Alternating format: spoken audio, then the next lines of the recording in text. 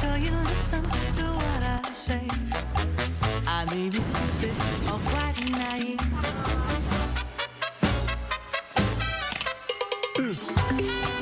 끝없이 쏟아지는 포토스팟. 휴대폰 한 대로 감당할 수 있겠니? Arrow straight through my heart. Coming up on Arirang News, President Yoon holds talks with his Japanese counterpart, where Japan's planned Fukushima water release likely tops the agenda. This on the sidelines in Lithuania, where he pledges to expand military intel sharing with NATO amid the North's escalating threats. North Korea files a suspected intercontinental ballistic missile into the East Sea, coming just days after the regime warns of shocking consequences for what it calls U.S. reconnaissance planes intruding on its territory. Findings for June show the number of people employed in South Korea increased by more than 300,000 on-year for 3 months in a row. But the rise continued to be driven by those aged above 60, prompting the government to attract more foreign workers.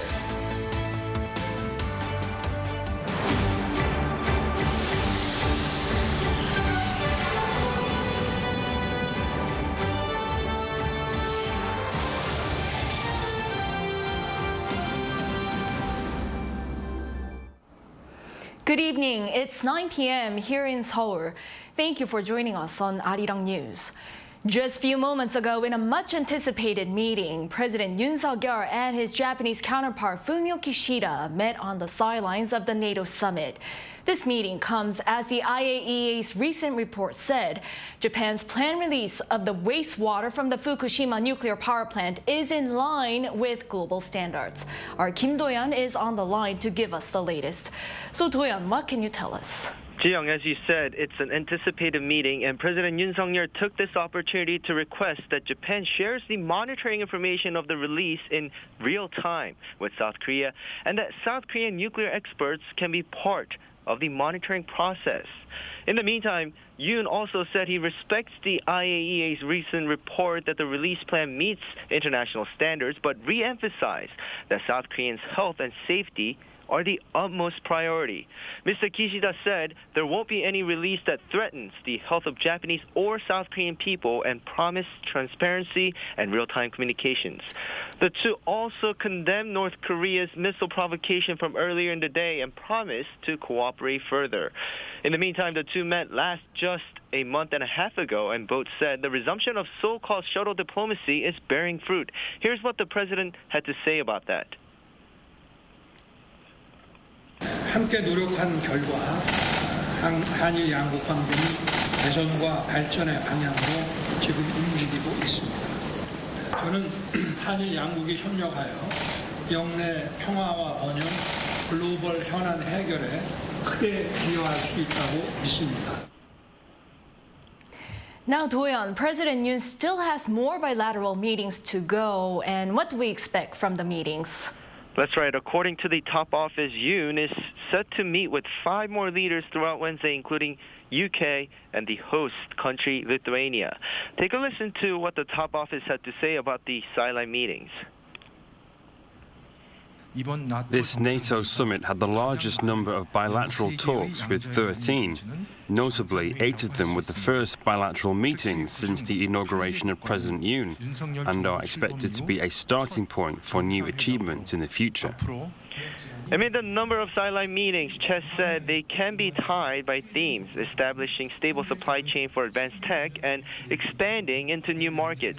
As for the advanced tech supply chain, one notable bilateral meeting is the summit with Lithuania. The country is a global leader for laser tech essential for ultra-precision and ultra-microprocess of semiconductors, so the top office said ways to strengthen cooperation there will be a key topic. In addition, EV battery material and clean energy technology are also going to be discussed. As for expanding into new markets, main export that the top office has pushed for during the meetings focused on nuclear power plants, arms, and infrastructure. That's all I've got for now. Back to you, Jeong. All right, thank you, Do-yeon, for that. Also in the Lithuanian capital Vilnius, President Yoon Suk-yeol attends the main events for invited partner nations to NATO on the second day of the summit of the North Atlantic Treaty Organization. This comes amid North Korea's fresh round of missile launch earlier in the day. Our presidential correspondent Oh Soo-young is in Vilnius to fill us in. President Yoon Suk-yeol has called for stronger condemnation and response to North Korea's nuclear and missile provocations as he addressed world leaders at a meeting of NATO countries in Lithuania extended to invited nations.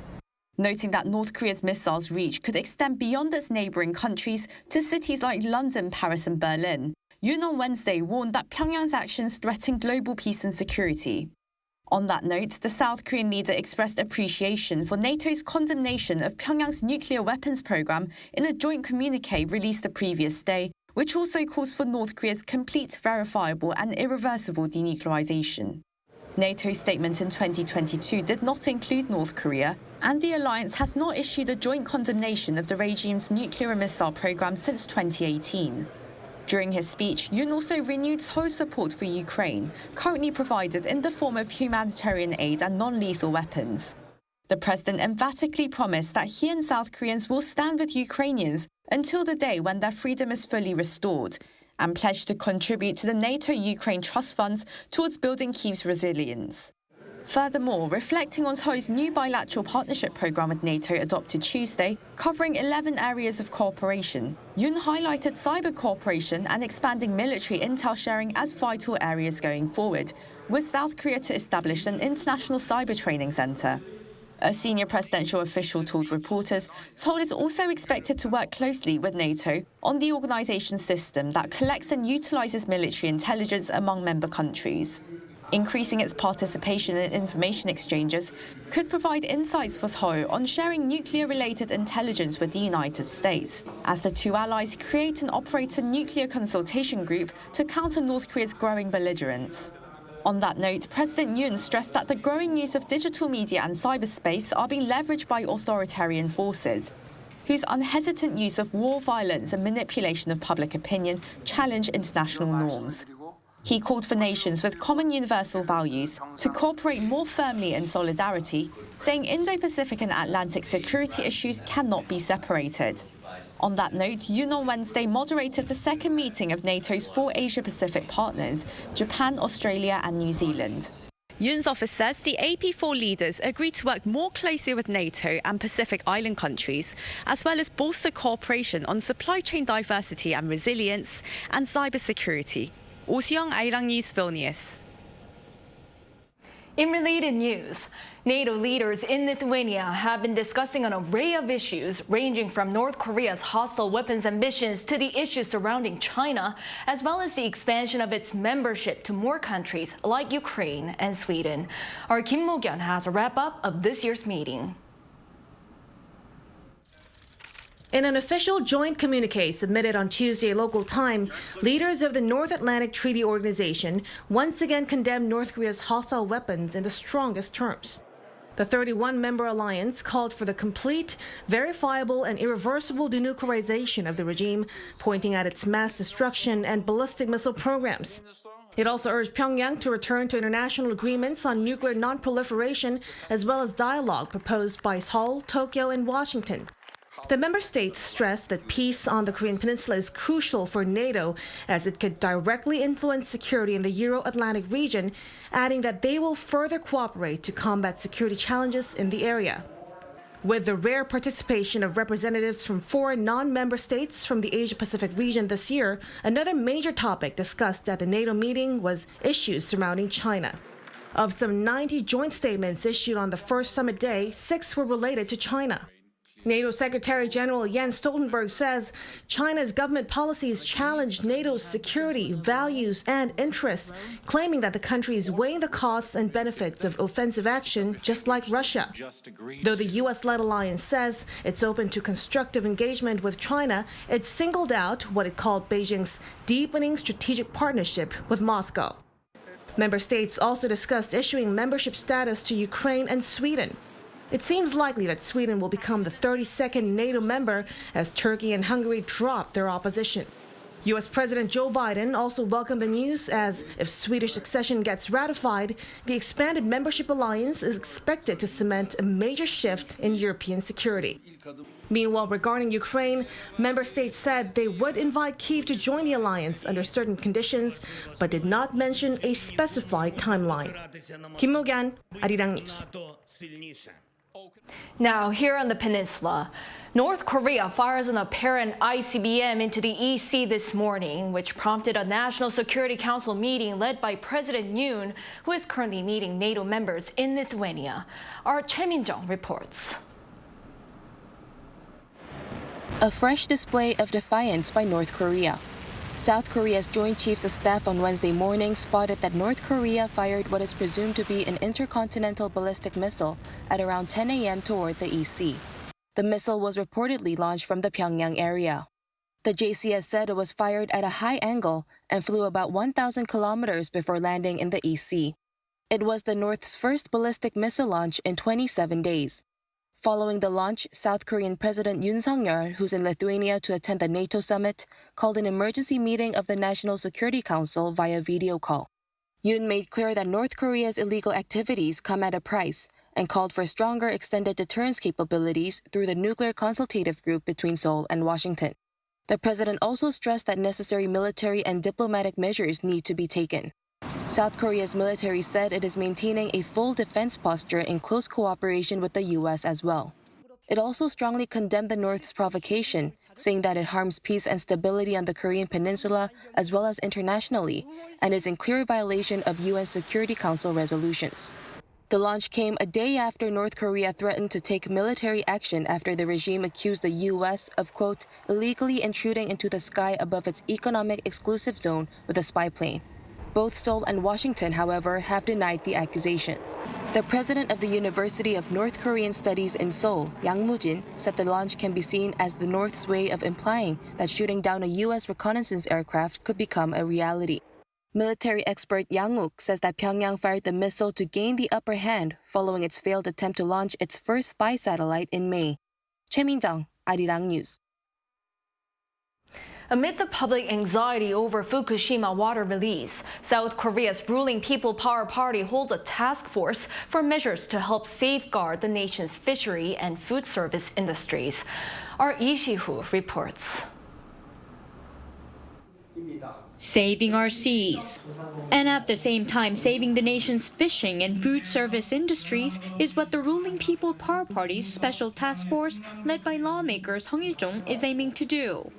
On Wednesday afternoon, the Saving Our Seas task force sat down with industry leaders to hear what they had to say at a time of public anxiety over Fukushima wastewater.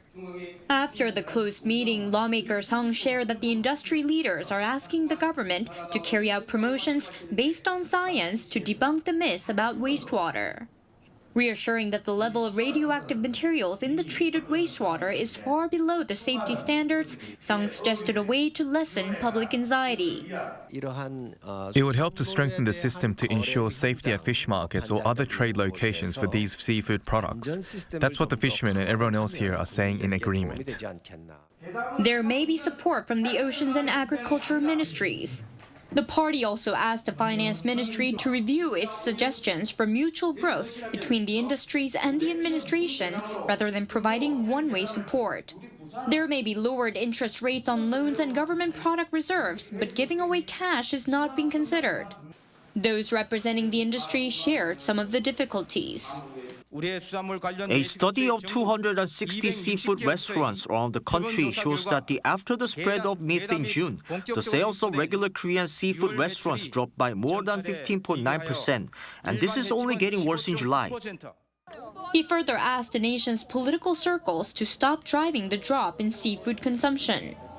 Now this comes at a time of continued denouncing by the main opposition Democratic Party of the recent IAEA report giving the green light for Japan's plan to release the wastewater from the Fukushima nuclear power plant. A number of DP lawmakers as of Wednesday are on a visit to Japan to protest the plan. Lee Si-hoo, Arirang News. Findings for June show the number of people employed in South Korea increased by more than 300,000 on year for 3 months in a row. But the rise continued to be driven by those aged above 60. Our Lee Dae-yeon has more. More than 28.8 million people were in jobs last month, up 333,000 from the same period last year. According to Statistics Korea, June marked the third consecutive month for on-year increases above 300,000. However, the latest figure was down slightly from May, some 351,000 more jobs compared to the same month the year before. The employment rate of people over 15 was at 63.5% last month, an all-time high for any month of June. The unemployment rate, too, recorded an all-time low for any June since 1996, standing at 2.7%. With increasing demand for daycare services and more outdoor activities resuming, a rise in the number of people in employment continues. But due to the sluggish construction market, the on-year increase dropped compared to May. By age, the number of people over 60 in jobs is continuing to grow, with 343,000 more people in that age group employed. However, the figure for those aged 15 to 29 dropped by 117,000, decreasing for 8th month in a row.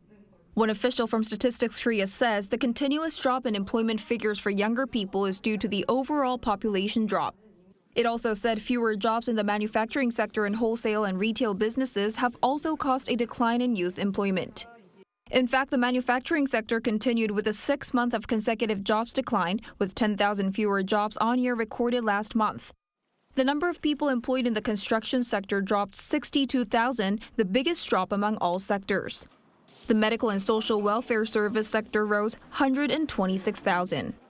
Meanwhile, earlier on Wednesday, Finance Minister Chu Kyung-ho said in an emergency economic meeting that the government will focus on resolving job mismatch issues by improving the working environment and utilizing foreign workers in Korea. Following the measures to resolve labour shortage issues in 6 sectors, including manufacturing and logistics in March, the government will roll out the same measures in 4 sectors, such as shipping and construction. He also said government support for small-sized companies with policies that support working parents will be expanded, while the visa quota for skilled foreign workers will be increased. Lee Dae-yeon, Arirang News.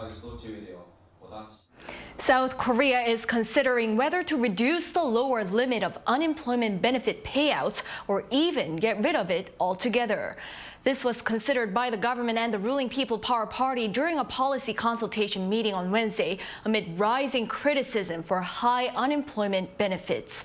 Currently, the lower limit of state allowances paid to those without a job or who are seeking one is set at 80% of the minimum wage.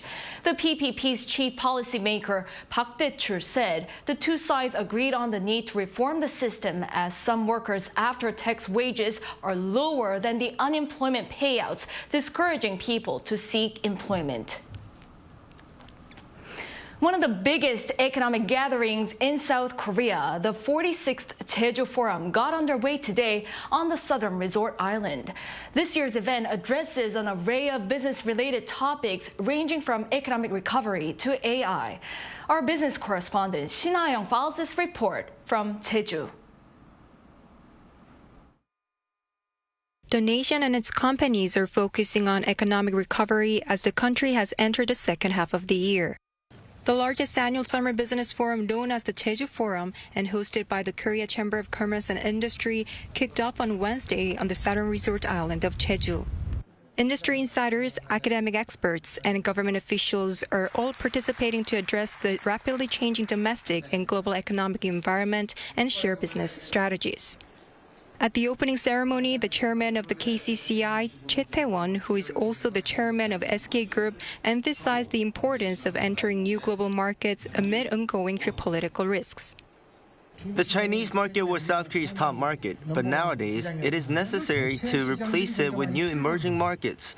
Hosting the 2030 World Expo in Busan helps us to do so by allowing us to engage with countries from around the world and seek new markets.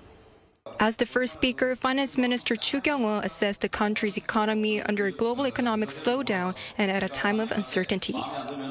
In particular, he pointed to the sluggish chip industry, a surge in household debt, and a decline in productivity due to the shrinking population as factors.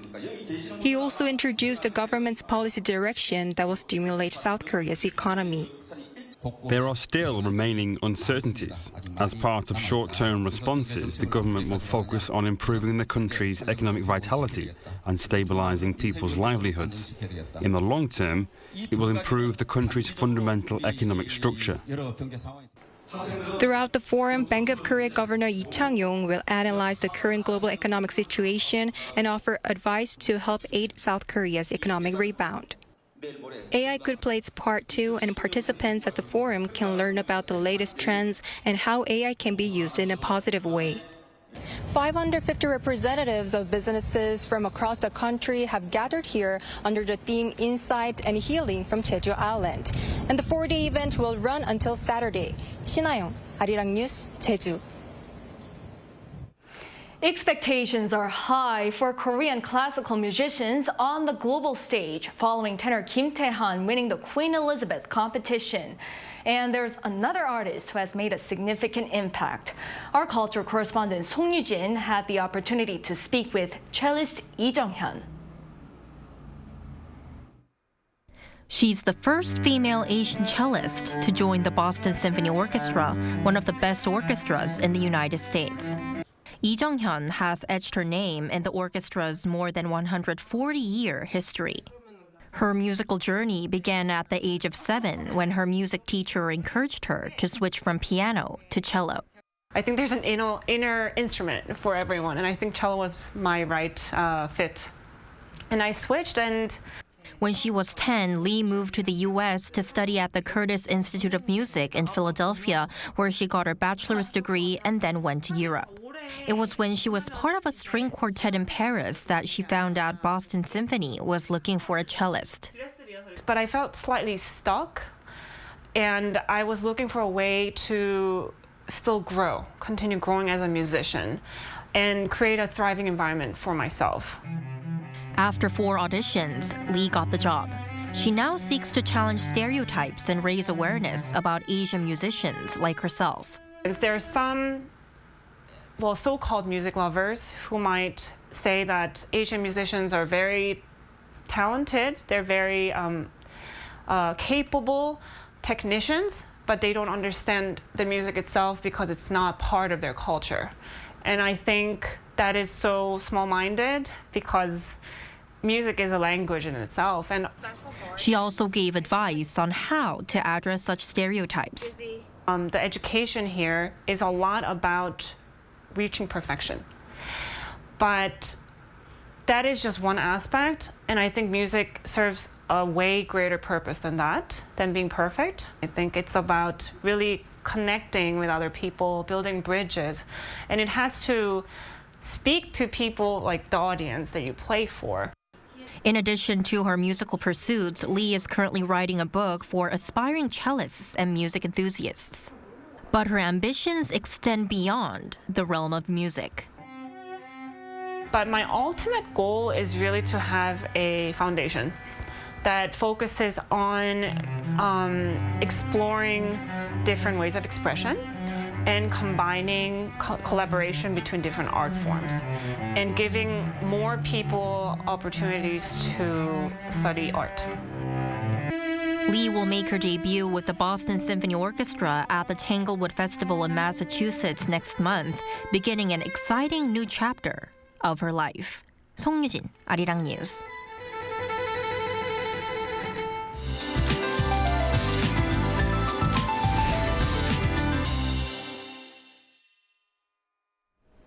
The entire nation will be under the influence of the monsoonal rain system. Along with the cold rain, most regions will see temperatures below the 30 degrees Celsius mark. Seoul will be dropping to 27 degrees Celsius tomorrow. The monsoonal rain front will be located across central parts of the country, producing heavy showers across the region. For the Seoul metropolitan area, heavy downpours are expected with up to 250 millimeters in the forecast. Gangwon province and the surrounding regions will see up to 200. Southern regions will see up to 150 millimeters. Central regions are forecast to see locally heavy downpours tomorrow.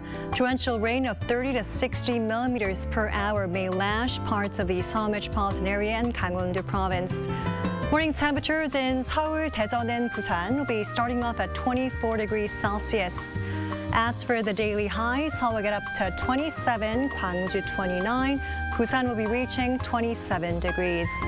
Expect monsoonal rain system to be under the influence of the nation for the remainder of the week. That's all for now, and here are the weather conditions around the world.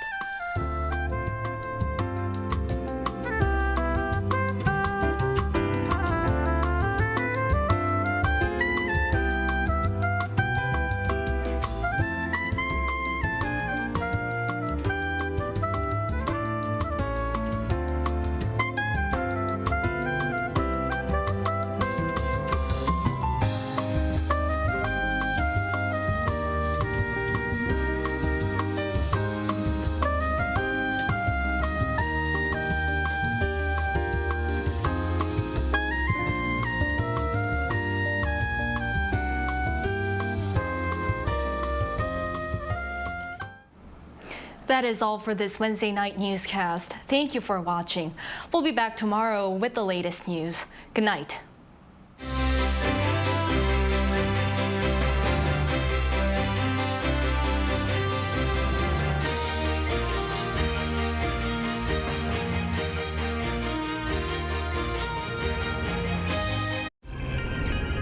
한국에 오면 먹어야죠.